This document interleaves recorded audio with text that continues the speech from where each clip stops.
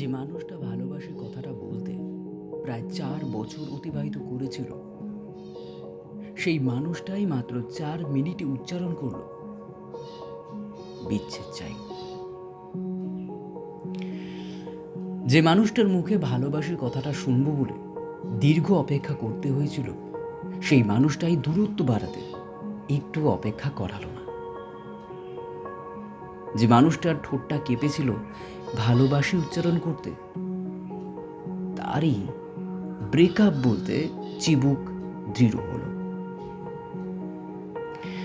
তারপরেই তো আসল যুদ্ধটা শুরু হলো।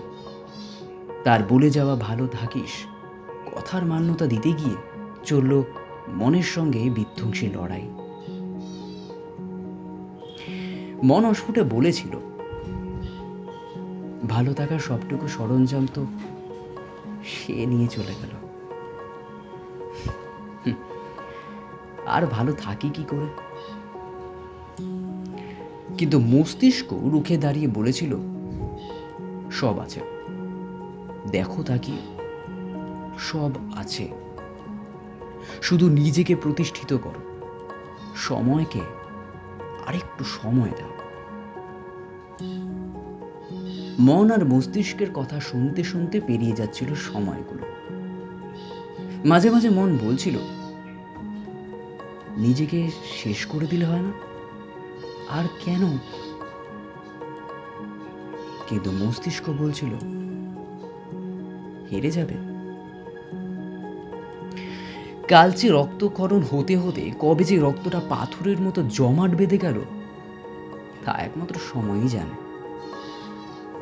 হাসতে ভুলে যাওয়া পাখিগুলো আচমকাই হেসে উঠল। হাওয়া দিতে ভুলে যাওয়া দেবদারু গাছগুলো কেমন যেন দুলে উঠল। বর্ষার গুমোট আকাশটা শরতের সাদা মেঘের ভেলা ভাসিয়ে দিল নীলের বাগিচা জুড়ে।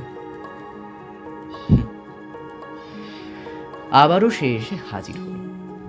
আকাশে বাতাসে তখন ঢাকের আওয়াজ, বনে কাশফুলের দোলা। যে একদিন ভালো থাকিস বলে চলে গিয়েছিল, যাকে সেদিন আটকানোর জন্য আপ্রাণ চেষ্টা ছিল আমার, যার জন্য নুনতা জলেরা চিবুক ছুঁয়ে যেত অনবরত, সে আজ আমার সামনে দাঁড়িয়ে। এই তো স্পর্শ করেছে আমায়। আমার আমার হাত এখন তার মুঠো বন্ধ। কই কই আর সেই শিহরণ নেই তো। বুকের মধ্যে সেই লাবডু আওয়াজটাই বা কোথায়? সেই অকাল বসন্তের হাতছানি কোথায়? সে বলল, ভুল করেছিলাম, ফিরিয়ে না, ক্ষমা করে দে আমায়।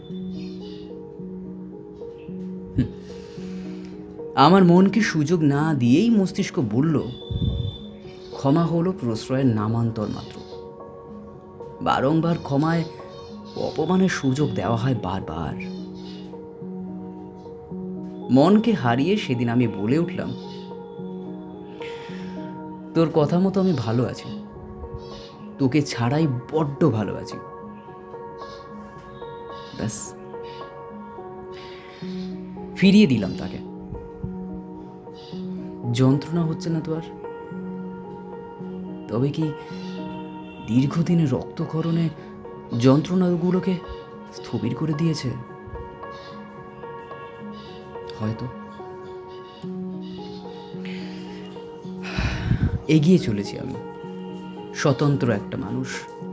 আমার ভালো থাকা আর পরনির্ভরশীল নয়।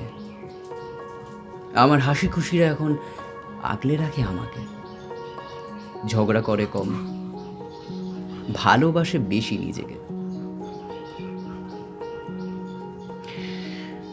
কলমে অর্পিতা সরকার, কণ্ঠে শুভজিৎ।